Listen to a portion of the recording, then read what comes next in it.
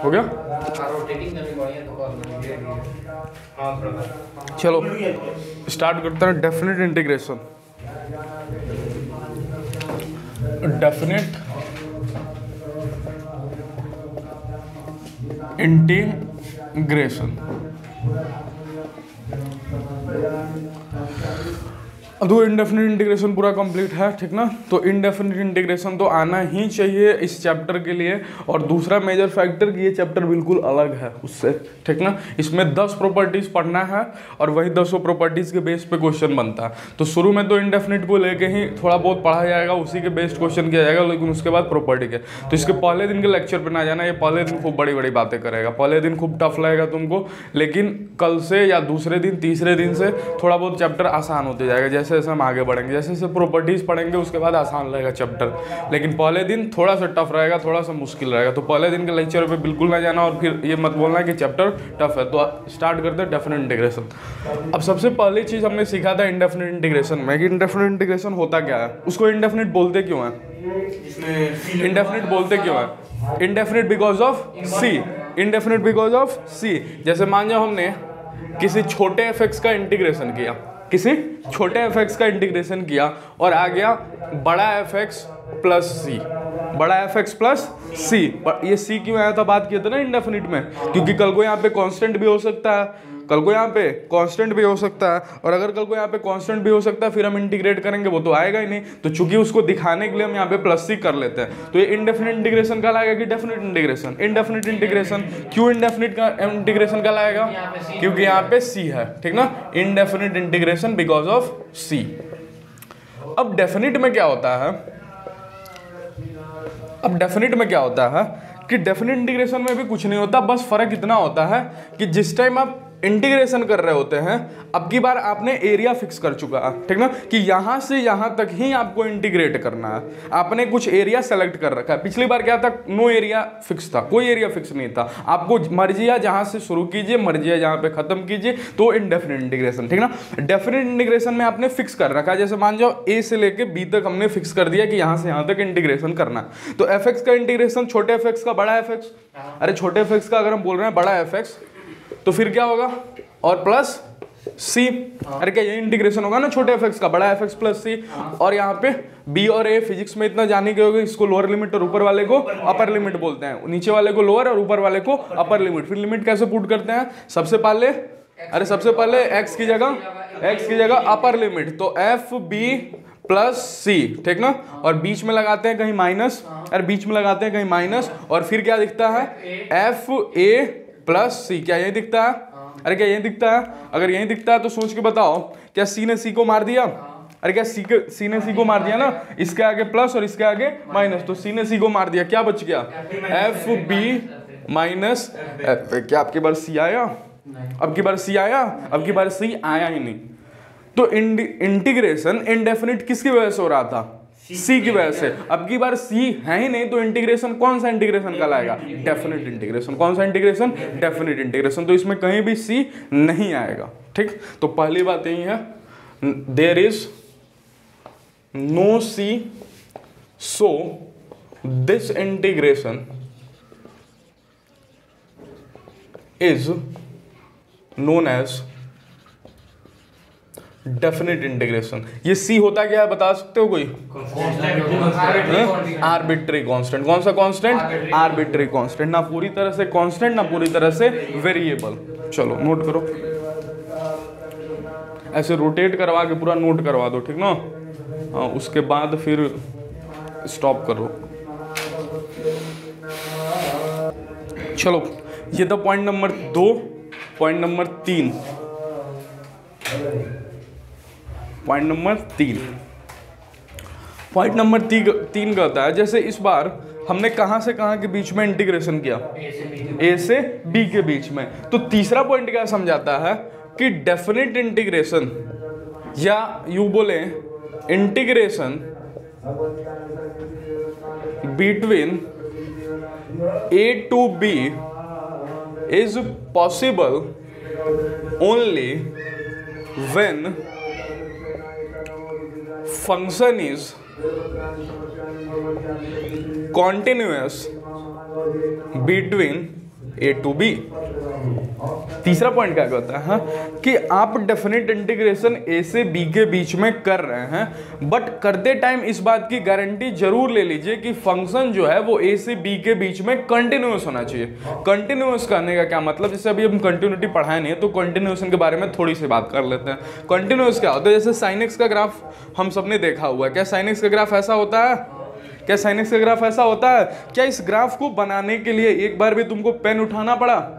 अरे कोई अब अपने मर्जी से जो उठा ले उसकी बात अलग है, लेकिन ऐसे नॉर्मली देखो तो पेन उठाना पड़ा बनाने के लिए। तो ऐसा कोई भी ग्राफ जिसमें we can not pick up the pen for drawing it, ठीक ना, बनाने के लिए कोई भी पेन ना उठाना पड़े, वैसे ग्राफ को कौन सा ग्राफ बोलते हैं? Continuous graph. तो अगर आप ए से बी के बीच में उस ग्राफ को कंटिन्यूअस बोल रहे हैं, इसका इनडायरेक्टली कहने का मतलब है कि ए से बी बनाने के बीच में उसको पेन नहीं उठाना पड़ रहा, तो वैसे ग्राफ को कौन सा ग्राफ बोलते हैं? कंटिन्यूअस। अरे कंटिन्यूअस ग्राफ बोलते हैं उसको, कौन सा ग्राफ बोलते हैं? कंटिन्यूअस। और वैसे फंक्शन को, जैसे किसका ग्राफ है? y equal to sine x का, तो ऐसे फंक्शन को कौन सा फंक्शन बोलेंगे? Continuous function. कौन सा फंक्शन? Continuous function. अब a से b के बीच में कंटिन्यूअस होना चाहिए, इसका कहने का मतलब कि a से लेके b के बीच में जब आप इस ग्राफ को ड्रॉ कर रहे हैं तो आपका पेन नहीं उठना चाहिए, आपका पेन नहीं उठना चाहिए। कंटिन्यूअस का मतलब ही हिंदी में होता है लगातार। क्या होता है? लगातार, ठीक ना। तो कहने का मतलब ए से बी के बीच में यदि आप इंटीग्रेशन कर रहे हैं तो इस बात को आपकी गारंटी लेनी पड़ेगी कि ए से बी के बीच में फंक्शन को कैसा होना पड़ेगा? कंटिन्यूअस होना पड़ेगा। कैसा होना पड़ेगा? कंटिन्यूअस होना पड़ेगा। पॉइंट नंबर 3 लिखो जल्दी से, फिर पॉइंट नंबर 4 लिखवाते हैं।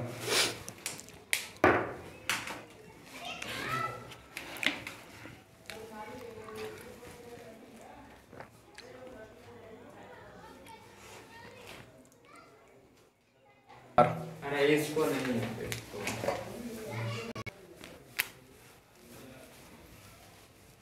पॉइंट नंबर 4 बोल ही रहे हैं, लिखो, बोल ही रहे हैं, चलो लिखो, बोर्ड लिखो। If integration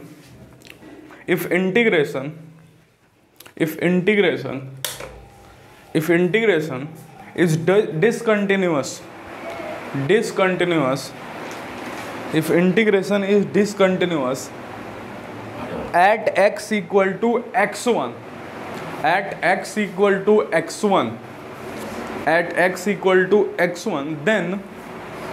then it does not mean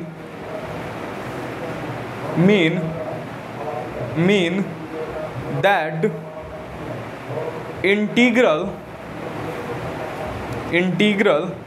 शुरू में इंटीग्रेशन लिखा, सब इफ इंटीग्रेशन को काट के इंटीग्रेंट लिख दो, इंटीग्रेंट, INTEGRANT, इंटीग्रेंट, ठीक। If integrant is discontinuous at x equal to x1, then it does not mean that integral is also discontinuous at x equal to x1। हाँ, discontinuous at x equal to x1, ठीक हो गया। चौथा point क्या बोल रहा है? x equal to x1, x और नीचे सबस्ट्रेट में 1 लिखते हैं, इतना x1 x2 लिख दिए फिर भी है। इधर देखो, तीसरा पॉइंट क्या बताता है कि a से b के बीच में आप इंटीग्रेशन कब कर सकते हैं? जब a से b के बीच में फंक्शन कैसा हो? कंटिन्यूअस हो। कैसा हो? कंटिन्यूअस हो। कैसा हो? कंटिन्यूअस हो। कैसा हो? कंटिन्यूअस हो। पॉइंट नंबर 3 ये बोलता है। पॉइंट नंबर 4 क्या बोलता है कि जैसे कोई एग्जांपल है e की पावर ln2 प्लस में ln x, ये इंटीग्रेशन दे दिया है e की power ln2 plus ln x, e की power ln2 plus ln x। अब सोच के बताओ हमको कि ln x हम बता दे रहे हैं क्योंकि तुम सब कंटिन्यूटी पढ़े नहीं हो। ln x वहाँ डिसकंटिन्यूअस होता है, डिसकंटिन्यूअस को डीसी बोलते हैं, वहाँ डिसकंटिन्यूअस होता है जहाँ अंदर वाला फंक्शन इक्वल टू 0 होता है। तो सोच के बताओ आज के दिन ln कहाँ डिसकंटिन्यूअस होगा? क्या लिखें? वहां डिसकंटिन्यूअस होता है जहां अंदर वाला फंक्शन इक्वल टू 0 होता है। तो सोच के बताओ अंदर वाला फंक्शन कौन है ln के? अरे x, अंदर वाला फंक्शन कौन है? x। तो ये कहां पे डिसकंटिन्यूअस होगा? x इक्वल टू 0 पे। अरे अंदर वाला फंक्शन जहां पे 0 हो तो x इक्वल टू 0 कर दो ना, तो कहां पे 0 हो गया? x इक्वल टू 0 पे। तो ln x कहां पे डीसी है?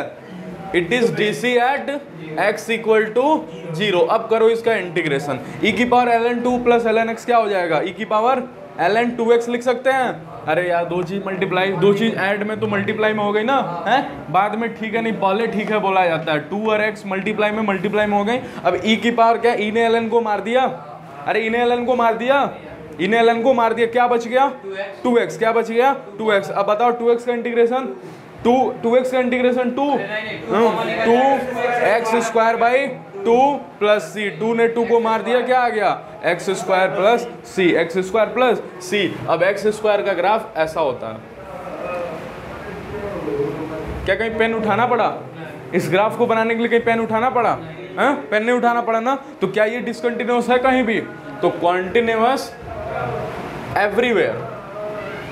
बट जो हमारा इंटीग्रेंट था, इंटीग्रेंट कहने का मतलब क्या है कि इंटीग्रेशन से पहले वाला फंक्शन क्या था ln x, वो कहाँ पे डीसी था 0 पे डीसी था, कहाँ पे डीसी था 0 पे डीसी था। तो ये बात की कोई गारंटी नहीं है कि जो इंटीग्रेशन करने के बाद जो फंक्शन आएगा वो भी डिसकंटिन्यूअस हो x इक्वल टू 0 पे। तो अगर कोई तुमसे पूछ रहा है कि ln x डीसी है 0 पे, बताओ क्या इंटीग्रेशन इसका करने के बाद वो भी डिसकंटिन्यूअस होगा, तो इस बात की कोई गारंटी नहीं है। वो डिसकंटिन्यूअस हो भी सकता है और नहीं भी हो सकता है। जैसे इस केस में x² प्लस x² क्या डीसी है, नहीं डीसी है। तो यही चौथा पॉइंट है। आ गया हो गया। डीसी मतलब डिसकंटिन्यूअस, हाँ डिसकंटिन्यूअस मतलब x इक्वल टू 0 पे ग्राफ पेन उठाना पड़ रहा है, ठीक ना। x इक्वल टू 0 पे कहने का मतलब कि x इक्वल टू 0 पे तुमको पेन उठाना पड़ रहा है, ठीक। आ गई बात, हाँ चलो आगे बढ़ते हैं। हो गया, नोट करो जल्दी से।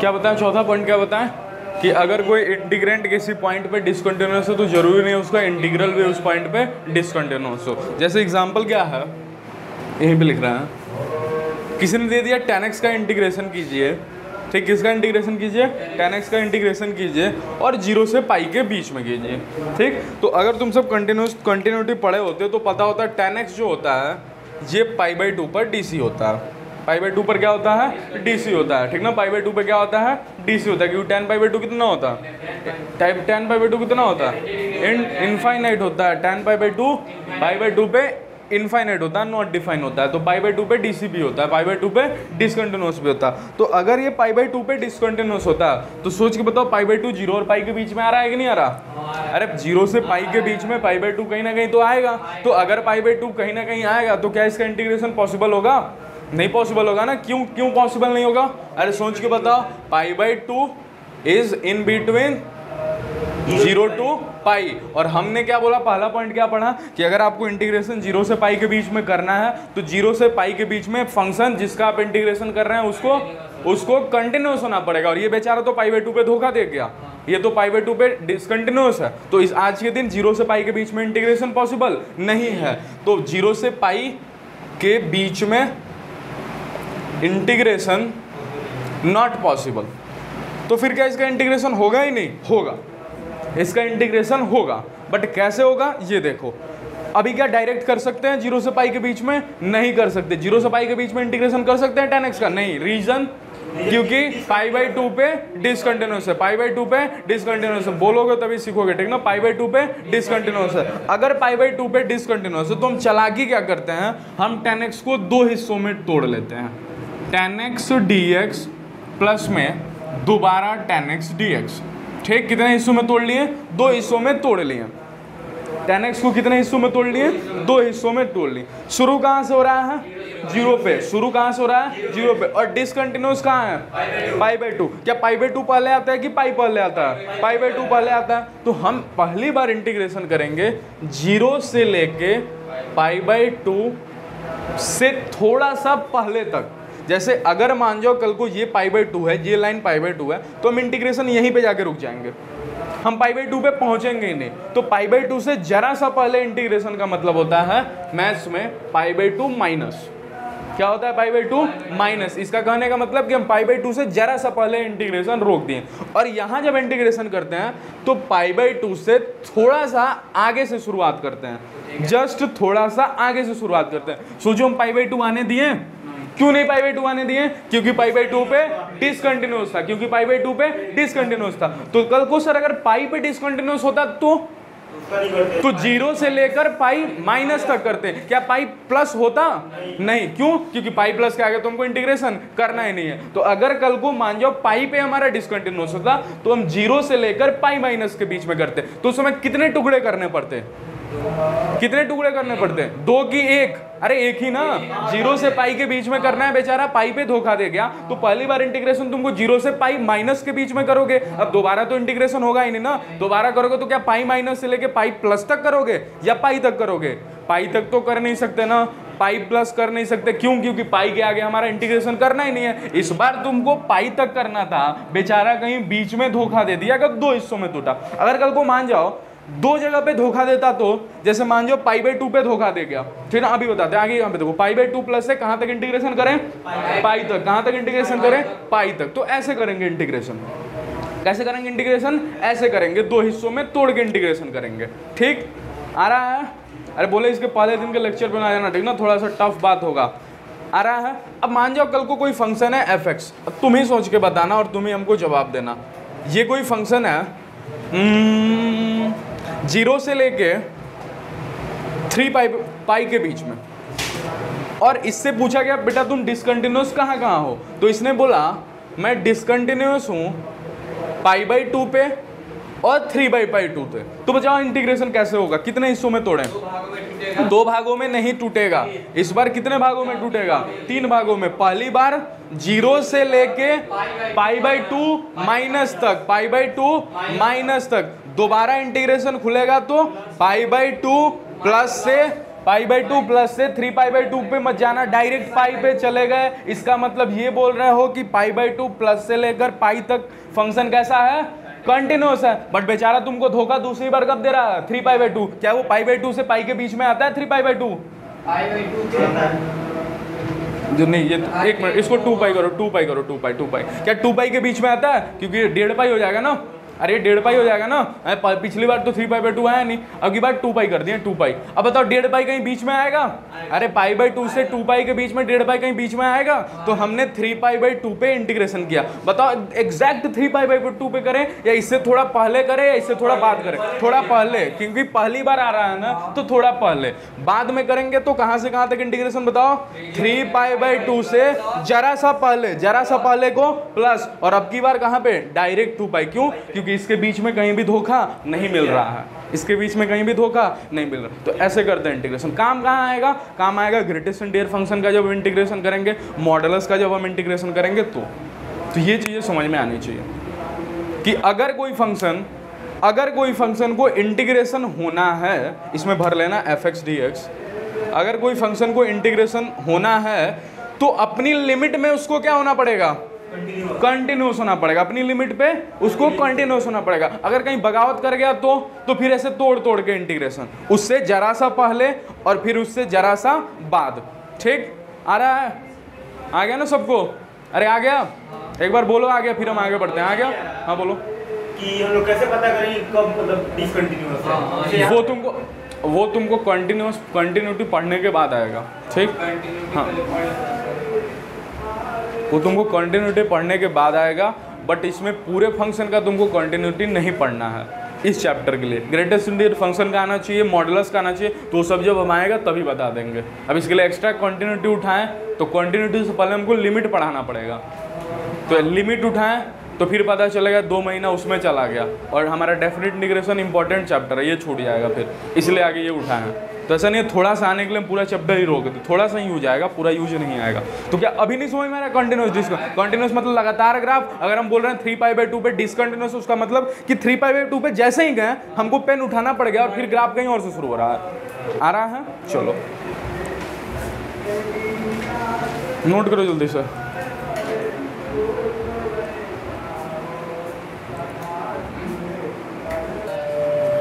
अब जल्दी से हमको बताना कि इनडेफिनिट इंटीग्रेशन एक्चुअल में किस चीज़ को शो कर रहा था। किसको किसको याद है? इनडेफिनिट इंटीग्रेशन किस चीज को रिप्रेजेंट कर रहा था? अब सरल भाषा में बोल दिए, किस चीज को रिप्रेजेंट कर रहा था? एरिया ऑफ कर्व नहीं, फैमिली ऑफ कर्व्स है। हाँ तो भूल गए, तो वो तो पता ही था, भूल जाइएगा। Represent family of curves, represent family of curves, represent family of curve. उसी तरह डेफिनेट इंटीग्रेशन किस चीज को रिप्रेजेंट करता है ये सीखते हैं, ठीक ना। तो हेडिंग है geometrical, geometrical meaning of definite integration. इसका ज्योमेट्रिकल मीनिंग क्या होता है, इसका रियल मतलब क्या होता है, ठीक ना। तो वो देखते हैं। अगर किसी ने दे रखा है एफ एक्स डी एक्स का इंटीग्रेशन कीजिए ए से बी के बीच में, तो ये रिप्रेजेंट करता है algebraic sum of area bounded between x equal to a to x equal to a and x equal to b। हुआ? अगर किसी ने दे रखा है कि एफ एक्स डी एक्स का इंटीग्रेशन कीजिए ए से बी के बीच में, तो वो क्या शो करता है? वो शो करता है कि ए से बी के बीच का आप उस फंक्शन का एरिया लीजिए। क्या लीजिए? एरिया लीजिए। तो किसी भी फंक्शन का एरिया इस पॉइंट से लेके इस पॉइंट तक निकालने के लिए हम क्या करते हैं? उसका इंटीग्रेशन। क्या करते हैं? इंटीग्रेशन। अब हाँ, इंटीग्रेशन वही इंटीग्रेशन हम ए से बी के बीच में करेंगे, क्योंकि हमको ए से लेके बी के बीच का एरिया निकालना है। अब ये अलजेब्रिक सम क्या होता है? ठीक, सम तो समझ में आता है कि किसी को सम भी समझ में नहीं आता। कोई ऐसा जन जिसको सम समझ में ना आता हो? सम मतलब जोड़ना कि घटाना? जोड़ना कि घटाना कि दोनों करना? दोनों करना। ऐड मतलब होता है जोड़ना, सम मतलब होता है जोड़ है तो जोड़ कीजिए। जैसे किसी ने दे दिया 2 और -3 का सम कीजिए, तो कितना होगा? 2 - 3 = -1। ठीक, तो एक्चुअल में हम जोड़ ही रहे हैं, एक्चुअल में हम जोड़ ही रहे हैं, बट साइन के साथ जोड़ रहे हैं। और ऐसे सम को हम बोलते हैं अलजेब्रिक सम, जिसमें सीधा साइन के साथ जोड़ घटाव करना इज अलजेब्रिक सम। हमारी दुनिया में 3 प्रकार के सम होते हैं। पहला अलजेब्रिक सम, जिसको बता चुके हैं। क्या होता है अलजेब्रिक सम? जिसको साइन के साथ एज इट इज, अगर 2 प्लस में है तो 2 प्लस के साथ जोड़िए, -3 माइनस के साथ है तो माइनस के साथ जोड़िए। 1 सेकेंड बाद आपको पता चलेगा एक्चुअल में जोड़ने घटा रहे हैं। ठीक, ये होता है अलजेब्रिक सम। दूसरा हमारी दुनिया में होता है मॉडुलस सम। मॉडुलस सम कहने का मतलब कि यदि कोई नेगेटिव है तो उसको पॉजिटिव बना जोड़ना।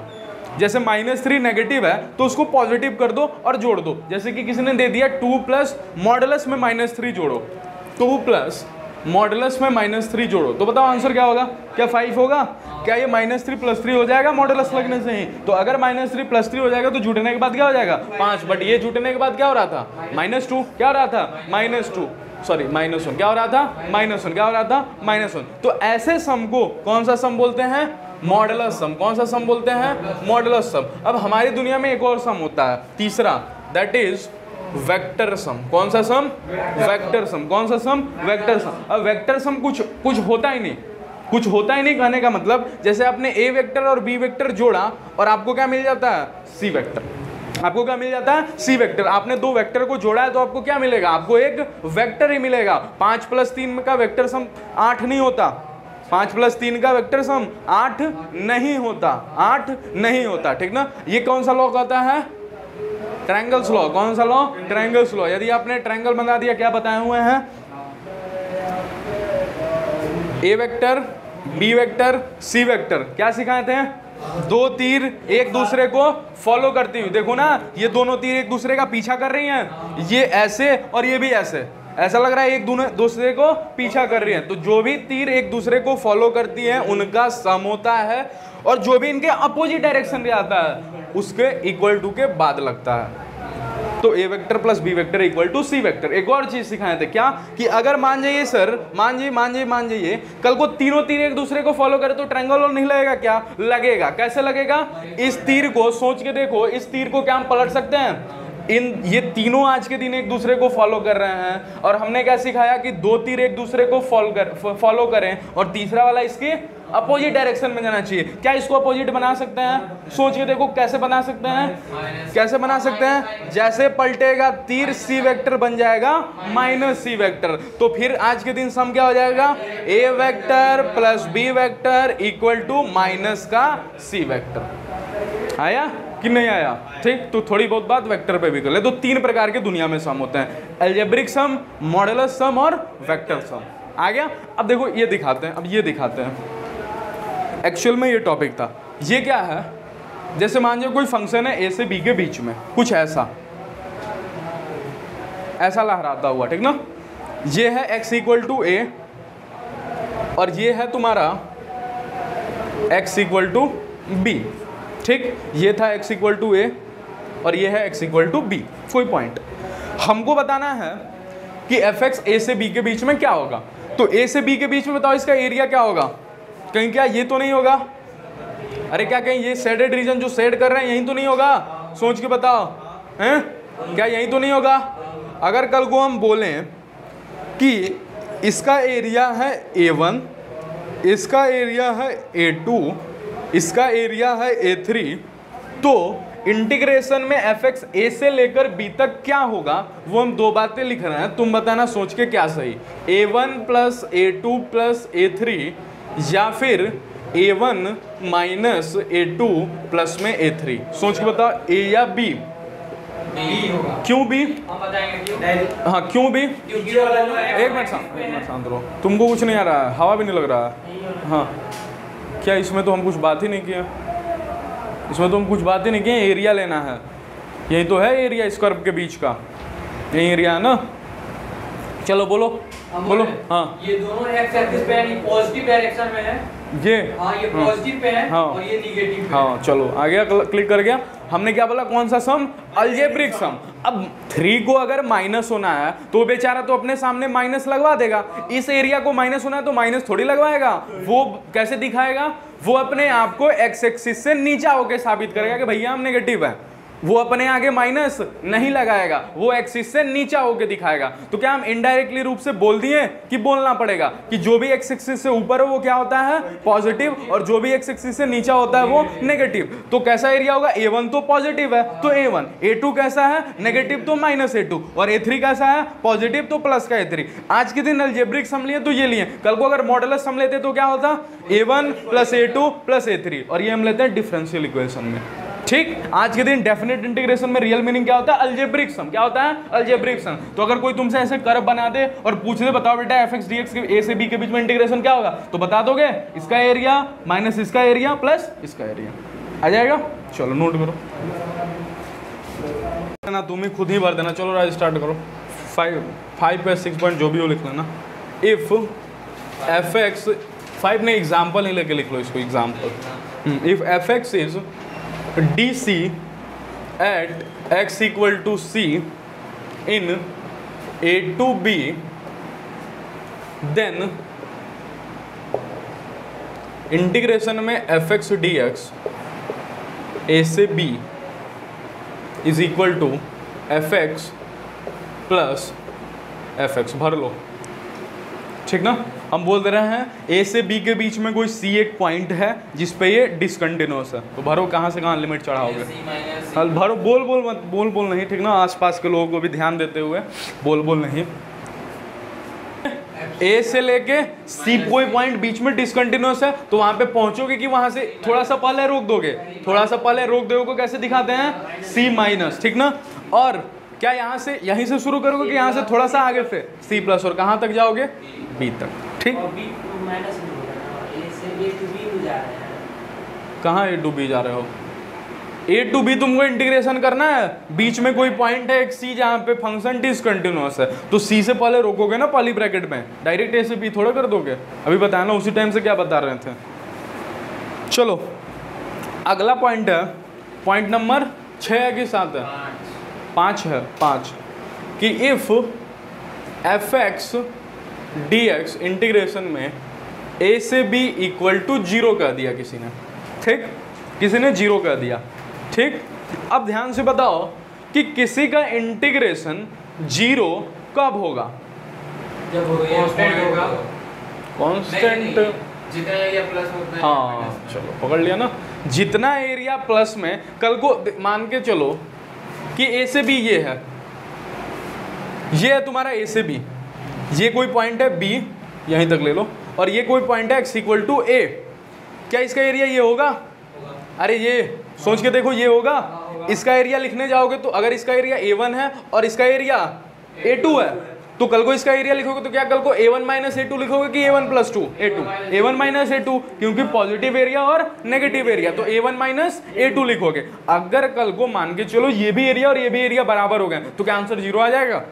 अरे क्या आंसर 0 आ जाएगा? तो छठा पॉइंट ये कहता है कि अगर किसी का डेफिनेट इंटीग्रेशन किसी पॉइंट के बीच में, ए से बी के बीच में 0 है, तो ये साफ साफ इस बात को प्रूफ कर रहा है कि जितना एरिया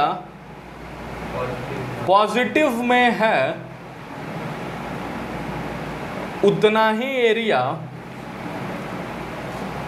एरिया नेगेटिव में है, ठीक। आगे ये बात समझ में, ठीक ना? A1 minus A2 equal to 0 if A1 equal to A2, ठीक। ये पहली बात है। क्या दूसरी भी कोई कंडीशन हो सकती है 0 होने की? कोई एक पॉइंट नहीं, दोनों 0 है। सोच के बताओ, डेफिनेट इंटीग्रेशन सॉल्व करने के बाद ए से बी में क्या आएगा? ए से बी में इसका इंटीग्रेशन मान जो बड़ा एफ एक्स है, उसमें लिमिट पुट करोगे तो क्या F B minus F A आएगा? आएगा। अगर कल को मान जाओ F3 माइनस F3 आ जाए तो, अरे सोच के बोलो F3, अगर कल को मान जाओ, इधर सुनो, इसको सॉल्व करने के बाद क्या यहाँ तक पहुँचोगे? क्या यहाँ तक पहुँचोगे? FB minus FA। अगर कल को बाई चांस B और A बराबर हो गए, क्या हो गए? B और A बराबर हो गए। अगर कल को B और A बराबर हो गए तो क्या FB माइनस FB लिख सकते हैं?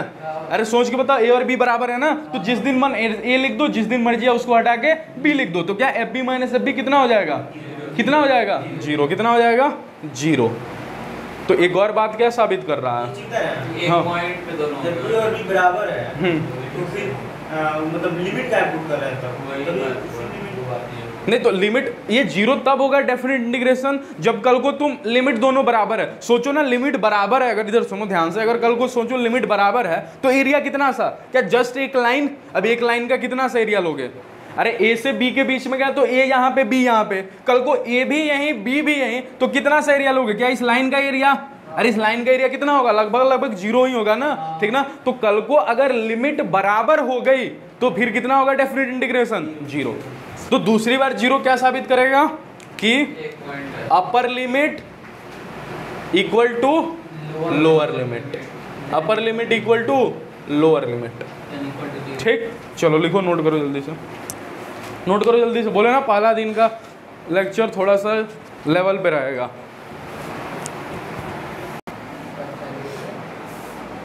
एफ एक्स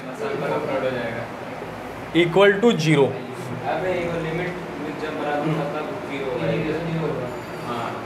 एक्स से वाई।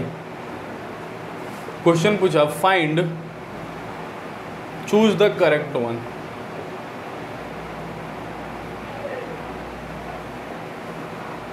पहला x प्लस वाई इक्वल टू 0, दूसरा x माइनस वाई इक्वल टू 0, तीसरा XY इक्वल टू 0, चौथा नॉट पॉसिबल। शांति से यार, थोड़ा इस पे कंट्रोल, इस पे ज़्यादा, ठीक ना? आसपास के लोगों को भी थोड़ा इस पे विचार करने दो। चलो एक क्वेश्चन पूछ दिया, ठीक ना?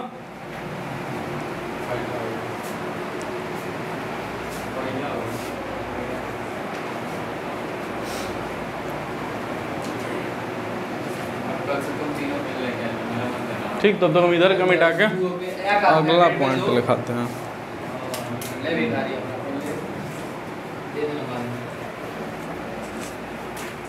अब एक कॉन्सेप्ट है, थोड़ा अच्छे से समझ लेना, उस पर एक क्वेश्चन करा देंगे, फिर आगे बढ़ेंगे। ये मिटा रहे हैं, ये मिटा सकते हैं। दूसरा होगा, पहला होगा, दूसरा होगा, पहला होगा। चलो सचिन बताओ। दूसरा है तुम्हारे जी, नॉन है, नॉट पॉसिबल। चलो सही जा रहे हो, बिल्कुल सही जा रहे हो।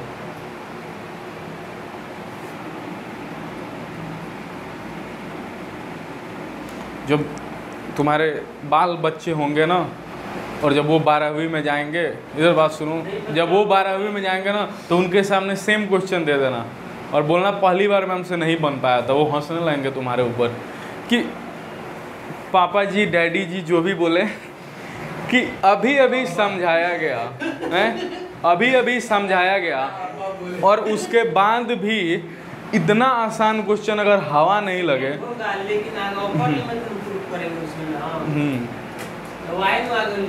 चलो बोलो तुम क्या कैसे किए बिगा। अब उसका सुनो ध्यान से, ठीक ना, उसका सुनो क्या बोल रहा है, बोलो। पहले हम लोग x की जगह y पुट करेंगे। x की जगह y पुट करेंगे, मत कर रहे हो, रुक दो इसका कि अगर ये 0 है, अगर इसका इंटीग्रेशन 0 है, तो उसका ग्राफ भी कहीं कुछ ऐसा ही होगा, जितना पॉजिटिव एरिया उतना नेगेटिव एरिया। ग्राफ को ऐसा बनना पड़ेगा। अगर खाली ऊपर ऊपर बने तो कभी जिंदगी में 0 हो पाएगा नहीं, क्योंकि उस समय एरिया घटेगा ही नहीं, एरिया जुटेगा। और अगर कल को दोनों एरिया बराबर भी हो गया तो जुट के 2 हो जाएंगे ना, डबल हो जाएंगे, 0 थोड़ी होगा। तो कल को अगर ऐसा होना है तो क्या ये ग्राफ, क्या ये फंक्शन का ग्राफ एटलीस्ट एक बार, एटलीस्ट क्यों बोल रहे हैं, क्योंकि कल को ग्राफ आगे भी बन सकता है ऐसे, लेकिन पहली बार बनेगा तो इतना तो जरूर बनेगा, यहां से लेकर यहां तक जरूर बनेगा, एटलीस्ट इतना तो जरूर बनेगा। आगे भले ही आगे कितना भी बने, बट इतना जरूर बनेगा। कब इतना जरूर बनेगा, जब ये कंडीशन दिया होगा। तो जब ये कंडीशन दिया होगा तो इतना ग्राफ तो जरूर बनेगा ना, जितना ऊपर उतना नीचे। अब सोच के बताओ, क्या ये ग्राफ एक्स एक्सिस को कितनी बार कट कर रहा है? कट कब कर रहा है? कट यहाँ पे तो टच करके चला गया ना, कट कितनी बार कर रहा है? कट कट कट बोल रहे हैं, अरे कट खाली यहाँ पे एक बार किया ना, है कट, एक ही बार ना, वही बोल रहा है ना, एक बार कट किया ना। तो अगर एक बार कट किया, तो अगर कोई भी चीज एक्स एक्सिस को कट करता है, कोई भी फंक्शन का कोई भी चीज एक्स एक्सिस को कट करता है, तो उसको उसका क्या बोलते हैं? रूट, उसका रूट बोलते हैं, रूट, ठीक ना, रूट बोलते हैं उसका, ठीक ना, उसको क्या बोलते हैं? रूट बोलते हैं। इस फंक्शन का यहाँ पे वैल्यू 0 है, इस फंक्शन का यहाँ पे वैल्यू क्या है? 0 है। अब किसी भी फंक्शन का कहीं पे वैल्यू 0 होता है तो वो कहीं पे वाला उसका रूट कहलाता है। जैसे इस फंक्शन में 3 रखने पे, x = 3 रखने पे इस फंक्शन की वैल्यू आ जाए 0, ठीक ना, तो x = 3 इसका क्या है? रूट है। क्या है? रूट है। अरे क्वाड्रेटिक इक्वेशन x² - 2x + 4 दी हुई है, ठीक ना, तो इसके रूट कैसे होंगे? इसके रूट निकालो, क्या होंगे? इसमें रूट, इसके रूट क्या होंगे? अरे इसमें रूट, इसमें इसके रूट होंगे क्या? इसके रूट निकालो। x - 2 और x + 2 क्या यही होगा? अरे यही होगा, ऐसे बोलो ना, x - 2। इधर सुनो, अरे x - 2 का होल स्क्वायर नहीं दिख रहा है तुमको? ये है x - 2, x - 2, तो यहाँ से x की क्या वैल्यू आई? 2 हो गया ना, x = 2 पुट करो यहाँ पे, क्या 2² - 2 × 2 + 4 = 0, तो क्या 0 आता हुआ नजर आ रहा है? ठीक ना, तो x = 2 एक ऐसी वैल्यू है जिस दिन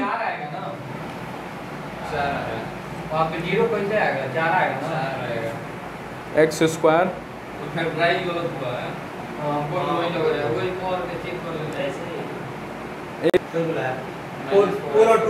यहाँ पे 4x होना चाहिए, ठीक ना, क्योंकि a² मतलब +b² माइनस का 2ab तो 4x हो जाएगा, अब जाके सही होगा, ठीक ना। तो यहाँ पे 4 हो गया। अब बताओ, अब 0 हुआ? अरे 4 ने 4 8, 4 ने 4 को काट दिए। एक सेकंड रुको यार, तो 2 का स्क्वायर -4 इंटू 2 + 4, अब देखो तो 0 आ रहा है, 4 माइनस का 8 प्लस का 4, ये 4 4 जुट के 8 और कितना आ गया 0 आ गया 0, ठीक ना। तो 2 एक ऐसी वैल्यू है जिस दिन इस वैल्यू को फंक्शन को खिला रहे हो कितना हो जा रहा है 0 हो जा रहा है, तो ये वैल्यू इस फंक्शन की क्या कहलाएगी रूट कहलाएगी, क्या कहलाएगी रूट कहलाएगी। अब x = 0 ग्राफ में दिखाने के लिए ऐसे दिखाते हैं, जो भी फंक्शन अगर x एक्सिस को कट कर रहा है तो उस पॉइंट पे ये फंक्शन 0 होगा, ये फंक्शन क्या होगा 0 होगा। अरे इस पॉइंट पे x एक्सिस पे अगर कोई चीज कट कर रहा है तो उसका x 0 होता है कि y 0 होता है, y, अरे y 0 होता है ना, x तो कुछ होता है ना, y 0, क्या फंक्शन को ही y बोलते हैं, किसी दिन बात हुई थी f(x = y), क्या फंक्शन को ही y बोलते हैं ना। तो अगर इस पॉइंट पे y 0 तो मतलब फंक्शन भी 0, अगर इस पॉइंट पे फंक्शन 0 है तो जिस x पे 0 है वो x क्या कहलाएगा, क्या इसका रूट कहलाएगा। अरे x = 2 पे ये फंक्शन 0 है तो 0 इसका रूट थोड़े है, 2 इसका रूट है ना। तो अगर ये मान जाओ x = 3 पे इस फंक्शन की वैल्यू 0 है तो क्या 3 इसका रूट है। तो आज के दिन ये पॉइंट पे क्या इसका एक रूट मिल रहा है, अरे मिल रहा है ना। तो क्या बोल सकते हैं हम कि at least 1 root exist in between a से b। कहने का ओवरऑल मतलब क्या, जिसके ऊपर से उसी समय से समझा रहे थे, कॉन्सेप्ट क्या है छोटा सा है कि अगर x y a b लिख लो यहाँ पे, अगर a से b के बीच में किसी का इंटीग्रेशन = 0 है तो हम बोल सकते हैं कि हो ना हो a से b के बीच में उस फंक्शन का एक रूट जरूर एग्जिस्ट करता है, एक रूट जरूर एग्जिस्ट करता है, आगे कितना भी कर सकता है बट एक रूट जरूर एग्जिस्ट करेगा। तो कल को अगर क्वेश्चन दिखाते हैं, क्वेश्चन पूछ दिया, ये मिटाएं कि लिखना, तो लिखो लिखो लिखो जल्दी से लिखो, फिर यहाँ पे ये ग्राफ बनाओ, फिर जो बोलते हैं वो लिखो, ग्राफ बनाओ। इफ इंटीग्रेशन फ्रॉम, ऐसे बनाना, fx dx भी लिख लेना, यहाँ पे dx छोड़ दिए थे, dx = 0 और लिमिट चढ़ाना a to b = 0, लिमिट चढ़ाना a to b, हो गया, = 0, then there exists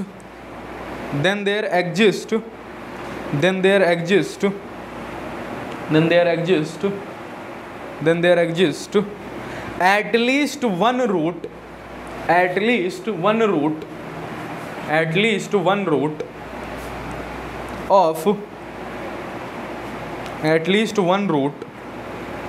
of fx lying between lying, झूठ वाला लाइंग मत लिख लेना, ठीक ना, lying, lying between a and b। आ गया।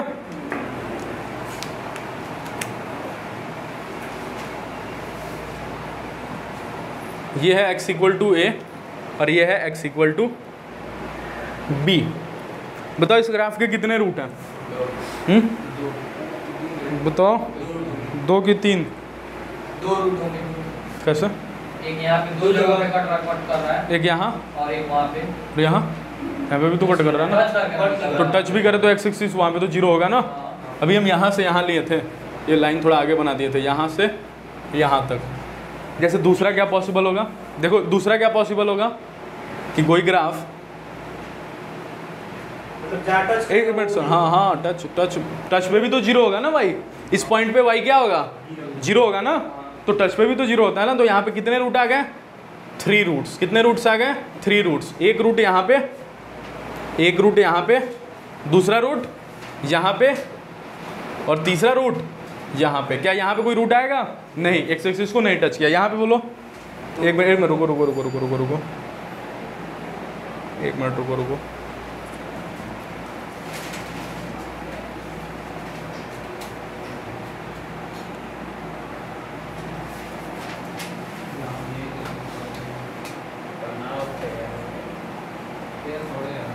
एक मिनट रुको रुको रुको रुको। चलो अब की बार बताओ कितने रूट हैं? कितने रूट हैं? एक। कितने रूट? एक। क्या पॉसिबिलिटी है कि एरिया 0 हो जाए? बिल्कुल पॉसिबिलिटी है, जितना एरिया इधर को हो कल को उतना एरिया यहाँ पे हो तो इक्वल टू 0 है, इसीलिए बोले एट लीस्ट। क्या यहाँ पे कम से कम एक रूट ये कंडीशन बन सकता है और ज़्यादा से ज़्यादा कुछ भी बन सकता है। जैसे पॉसिबिलिटी है यहाँ पे भी एरिया 0 हो जाए, कल को ये एरिया बराबर हो, ये हो ही नहीं, मान जाओ ये है नहीं, ठीक। तो ये एरिया बराबर हो, बट कितने रूट आ जाएंगे, 3 रूट, इसलिए एटलीस्ट लिखवा। ज़्यादा से ज़्यादा कितने भी हो सकते हैं, बट कम से कम तो एक जरूर होगा। आया समझ में? क्वेश्चन करते हैं। इधर वाला मिटा रहा है, इधर वाला लिख लो। Here 3 roots exist, here 1 root exist, इसीलिए एटलीस्ट लिखवाया गया, क्योंकि कम से कम अपने भाषा में लिख लो, क्योंकि कम से कम एक तो जरूर होगा, ज़्यादा से ज़्यादा कितना भी हो सकता है। अपने लैंग्वेज में लिख लो। तो हम क्वेश्चन नोट करते हैं। क्वेश्चन है, if 2a + 3b + c = 0, then prove that fx = ax² + bx + c must have at least 1 root in 0 to 1, in 0 to open है, ओपन लगाओ या क्लोज लगाओ, उससे कुछ फर्क नहीं पड़ता।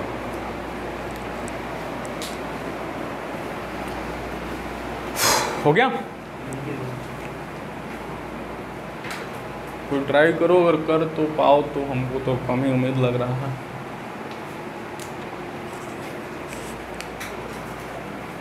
फर्क नहीं पड़ता, ये इसलिए देता है कि क्वेश्चन में कहीं आगे यूज हो। काम की बात कहाँ से है? काम की बात ये है कि प्रूव दैट fx = इतना must have at least 1 root in 0 to 1। Prove तुमको ये करना है कि इस फंक्शन का 0 से 1 के बीच में एटलीस्ट एक रूट एग्जिस्ट कर रहा है। अब अगर तुमको ये प्रूव करना है तो तुम्हारे दिमाग में ये बात डाला गया है कि अगर तुमको ये चीज़ प्रूव करना है तो तुम ये चीज़ प्रूव करने के पीछे ना भागो, तुम तो बस ये प्रूव कर दो कि ax² + bx + c का इंटीग्रेशन a से लेके बीच के बीच में 0 प्रूव कर दो, यह प्रूव कर दो। अगर कल को ये प्रूफ कर दिए तो क्या बताओ, ये प्रूफ कर दिए, अरे सोच के बताओ, सॉरी 0 से 1, क्योंकि इस बार तुमको 0 से 1 दे दिया, ठीक ना। तो अगर कल को तुम 0 से 1 के बीच में इसका इंटीग्रेशन 0 प्रूफ कर दिए तो क्या तुम ये बोल गए बाय कॉन्सेप्ट कि इसका एक रूट तो जरूर एग्जिस्ट करेगा 0 से 1 के बीच में। अगर कल को इसका इंटीग्रेशन 0 से 1 के बीच में 0 है तो क्या 0 से 1 के बीच में इसका एक रूट एग्जिस्ट करेगा? अरे करेगा ना, 0 से 1 के बीच में एक रूट। अभी तो बात हुआ ना कि a से लेके b के बीच में अगर किसी का इंटीग्रेशन 0 है तो a से लेके b के बीच में एटलीस्ट 1 रूट तो उस बेचारे का एग्जिस्ट करेगा ही करेगा। तो आज के दिन हमको क्या प्रूफ करना है, ये = 0। अब जल्दी से बताओ इसका इंटीग्रेशन बताओ, क्या इसका इंटीग्रेशन इंडेफिनिट में सिखा रखे हैं? ax² का ax³ / 3 प्लस में bx² प्लस में cx, यहाँ पे बाई 2 और यहाँ पे बाई कुछ नहीं, ठीक ना। इसका इंटीग्रेशन कहाँ से कहाँ करना है, 1 से 0। क्या फिजिक्स में सिखा रखे हैं? आगे अपर लिमिट, तो अपर लिमिट पुट करते ये हो जाएगा a/3, ये हो जाएगा b/2 और ये हो जाएगा c। क्या यही हो जाएगा?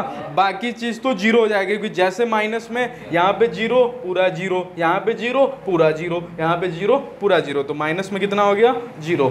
टेक एलसीएम, एलसीएम लो, 6 हो जाएगा। क्या 6 हो गया एलसीएम? ऊपर ऊपर कितना बन जाएगा, क्या 2a + 3b + 6c, एक मिनट, यहाँ पे 6c ही है, वहीं का है, यहाँ पे 6c कितना आ गया, प्लस में 6c। अब ध्यान से बताओ क्या ऊपर वाला 0 है?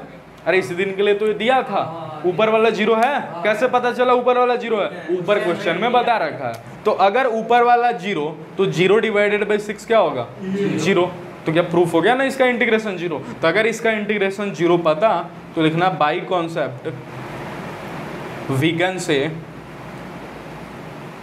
से ये वाली बात, ठीक ना, कि fx = इतना मस्ट हैव एटलीस्ट 1 रूट इन इतना, ठीक। आ गया।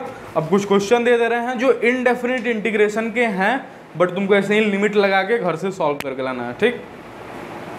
तो ये मिटा के क्वेश्चन दें, ये बोर्ड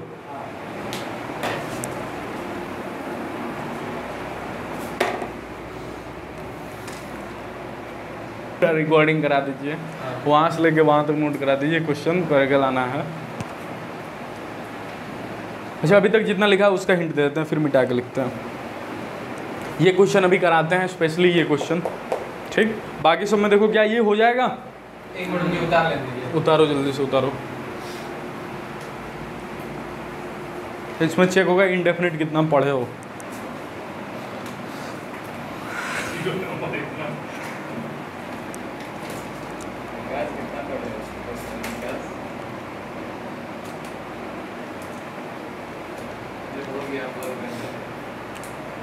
हो जाएगा, कैसे हो जाएगा?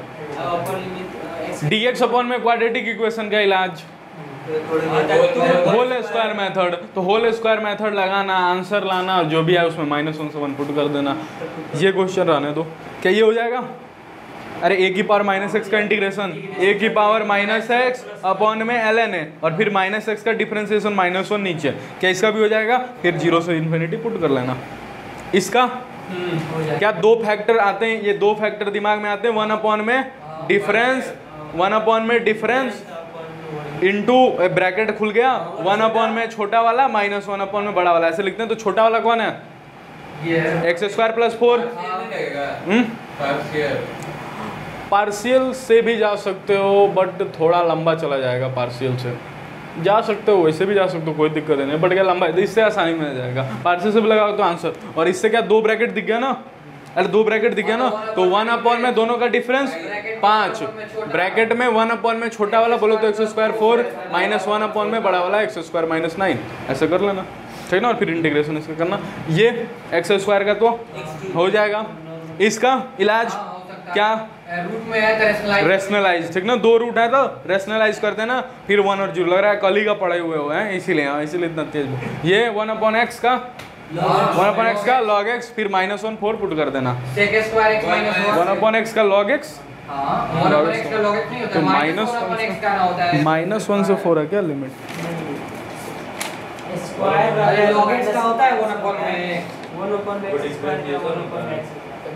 हाँ सही है, सही है, सही। इसका tan स्क्वायर x का tan स्क्वायर x का आगे सेक में चेंज करोगे ना। क्या सिखाते हैं? tan का स्क्वायर में डायरेक्ट नॉट पॉसिबल, तो आगे सेक में चेंज करो, सेक स्क्वायर -1, फिर सेक स्क्वायर x का tan x और -1 का x।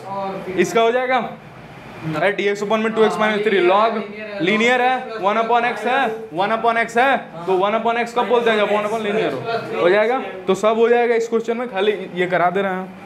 इसका भी हो सकता है, नहीं हो पाएगा, नहीं हो, उसमें कुछ कॉन्सेप्ट पकड़ नहीं पाओगे। चलो मॉडुलस जो पढ़ा इधर, जो इसको मिटाएं, इसको मिटाते हैं। 52 मिनट 53 मिनट का वीडियो हो गया, कोई दिक्कत नहीं है। कौन सा हमारे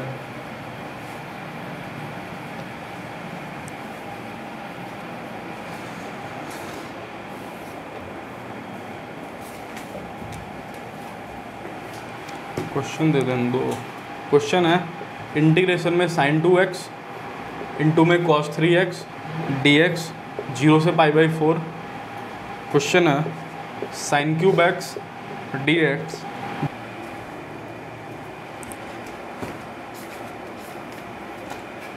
हो गया। बता देंगे, वो ट्राई करके लाना। वो दूसरा चलो हो गया, बताएं। अरे जल्दी से, लेट हो रहा है, 11:05 हो गया। इसको मिटा रहे हैं।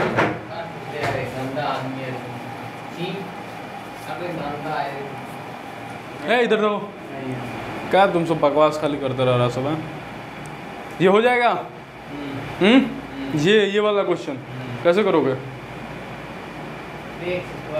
3x स्क्वायर का integration 3x cube by 3, 2x का 2x स्क्वायर बाई 2, k का kx, फिर लिमिट चढ़ाओगे 1 से 0 इक्वल टू 0 के आगे पटकना, k की वैल्यू निकाल देना। ठीक, ये क्वेश्चन देखो, ये जल्दी से बताओ, हमको सोच के बताना, जरा भी देर ना करना। 1 माइनस साइन 2x क्या होता है? 1 माइनस साइन 2x होता है cos x minus sin x क्या होता है? 1 माइनस साइन 2x क्या होता है? तो ये होता है sine x minus cos x का होल स्क्वायर। तो यही होता है, यही होता है। Cos x minus sine x, बोलो स्क्वायर के अंदर कोई फर्क, sine x minus cos x का होल स्क्वायर होता है। कहाँ से कहाँ तक इंटीग्रेशन करना है? π/4 से π/2।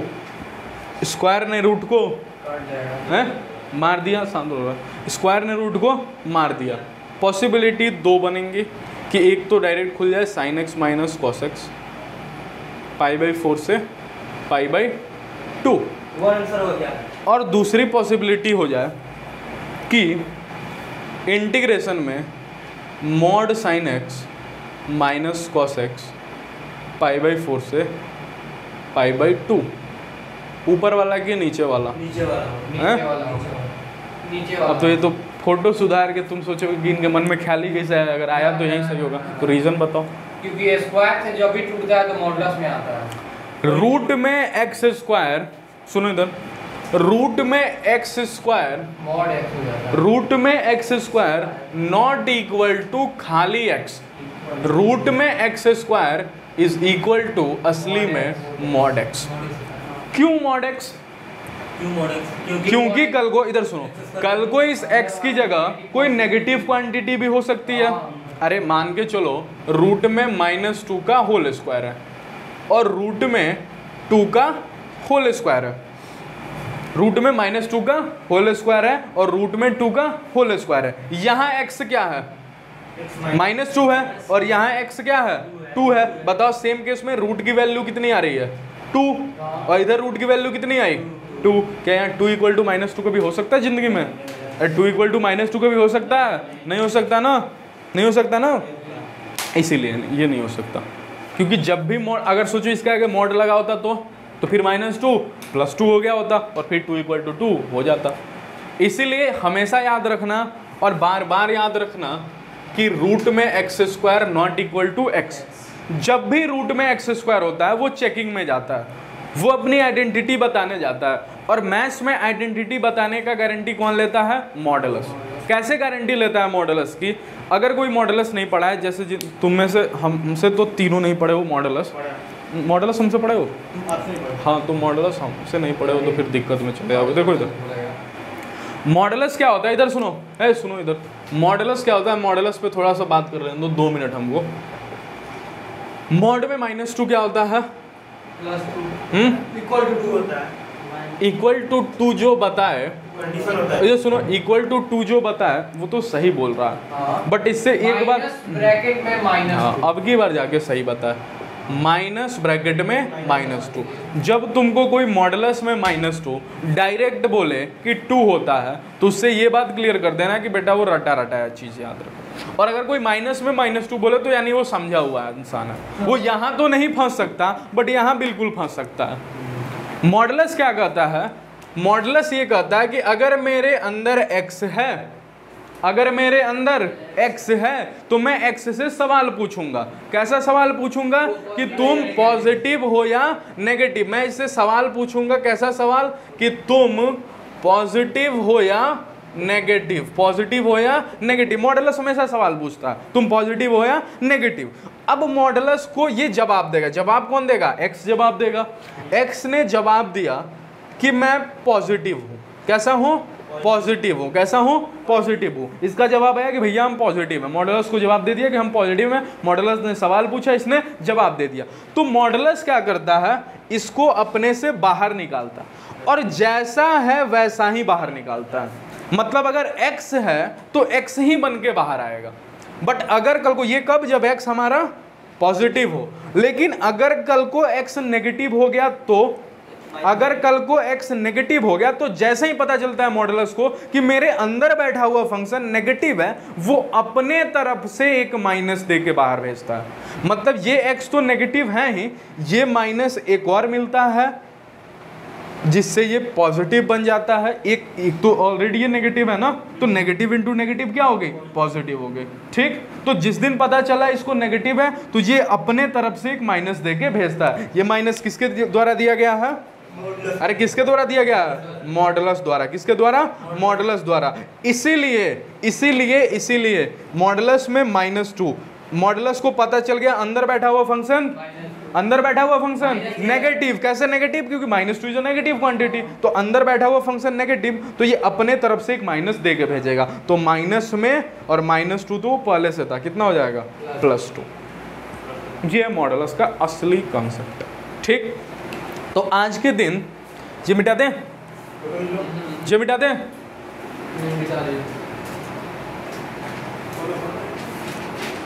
तुमको सब पढ़ाया हुआ है ना जी, है तुमको तो जरूरत नहीं है ना। हाँ जल्दी से।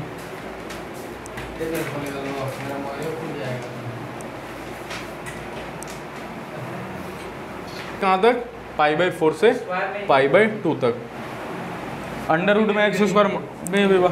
ठीक, अब देखो मॉडुलस के अंदर, मॉडुलस क्या पूछेगा कि अंदर वाला बैठा हुआ फंक्शन कौन है? अंदर बैठा हुआ sin x minus cos x। ये sin x minus cos x से चिल्ला चिल्ला के क्वेश्चन पूछ रहा है, तुम पॉजिटिव हो या नेगेटिव हो, तुम पॉजिटिव हो या नेगेटिव हो। अब -2 तो माइनस सामने दिखा के बता देता है कि मैं पॉजिटिव हो या नेगेटिव हो। जैसे 2 को पहचानना है नेगेटिव या पॉजिटिव, तो अपने आगे माइनस लगा के दिखा देता है। बट इसको कैसे पता करेंगे कि अंदर बैठा हुआ पॉजिटिव या नेगेटिव? तो सोच के देखो, क्या तुमको sin x का ग्राफ पता है? कहां से कहां के बीच में आज के दिन ग्राफ बनाना है? π/4 से π/2। π/4 बड़ा होता है कि π/2? π/2 बड़ा होता है ना। π/4 तो छोटा होता है ना। 1/4 कैसे सिखाए थे? 1/4 और 1/2 में बड़ा छोटा सोचना है। तो दोनों का एलसीएम, अरे दोनों का एलसीएम 4, दोनों का एलसीएम 4, दोनों का एलसीएम 8 भी हो सकता है, कोई दिक्कत नहीं। 8 भी एलसीएम, नहीं 8 भी एलसीएम हो सकता है। एलसीएम मतलब दोनों का मल्टीप्लाई होता है, ठीक ना। एलसीएम मतलब दोनों का मल्टीप्लाई होता है, वो 8 भी हो सकता है। वो यहाँ पे एडजस्ट होकर काम हो जाएगा। एलसीएम कितना? 4, इससे मल्टीप्लाई करो कितना हो गया? 1, तो यहाँ पे क्या हो गया? 1। इससे मल्टीप्लाई करने के बाद यहाँ पे क्या आएगा? 2। कौन बड़ा? 1 बड़ा कि 2 बड़ा? 2 बड़ा ना। किसकी वजह से आया? इसकी वजह से, तो ये बड़ा। तो ऐसे फ्रैक्शन वाला बड़ा छोटा देखते हैं। तो आज के दिन कौन बड़ा? π/2 बड़ा। π/4 से π/2 के बीच में हमको sin x का ग्राफ बनाना है। तो sin x का ग्राफ कुछ ऐसा होता है, ऐसा होता है। ध्यान से बताओ, ये वाली जगह क्या होती है? ये वाली जगह क्या होती है? 0। हम इसको बोलते हैं 0 π/2, याद रखने के लिए। इसको बोलते हैं 1 π/2। कौन सा π/2? 1 π/2। अगली वाली लकीर को 2 π/2, अगली वाली लकीर को 3 π/2, 3 π/2, अगली वाली लकीर को 3 π/2, इस वाले लकीर को 4 π/2। अब भले से 2 π बन जाए, वो अलग खेल। तो ये क्या हो गया? 0 π/2 0, अरे 0 π/2 0 ना, ठीक। 1 π/2 π/2 और 2 π/2 खाली पाई, ठीक, खाली पाई। ये हो गया sin x का ग्राफ। कितने से कितने के बीच में हमको बनाना है? π/2 से π/4 के बीच में। तो अगर π/2 यहाँ है तो क्या π/4 कहीं इसके पहले होगा? अरे कहीं इसके पहले होगा, तो पहले बना दिए। मान जाओ यहाँ पे है हमारा π/4, यहाँ पे क्या है हमारा? π/4। तो हमको कितने ग्राफ से मतलब है? इतने ग्राफ से मतलब है, ठीक। अब इतने से बीच के बीच में cos x का ग्राफ देखो। cos x का ग्राफ कैसा होगा? इधर ध्यान से देखो कि इधर आ जाए, इधर देखो, इधर सारा लोग इधर है। इधर कंसंट्रेशन बनाओ, असली चीज सिखा रहे हैं, असली चीज, ठीक ना। अब इसके बीच में cos x का ग्राफ बनाओ। क्या cos x का ग्राफ अपनी कहानी -π/2 से शुरू करता है और कहाँ जाके मिलता है पहली बार? π/2 पे। क्या π/4 पे दोनों एक दूसरे को कट करते हैं? क्योंकि π/4 पे दोनों की वैल्यू बराबर होती है ना 1/√2। तो ये π/4 पे इसको टच करता हुआ देखो हम कैसे बना रहे हैं।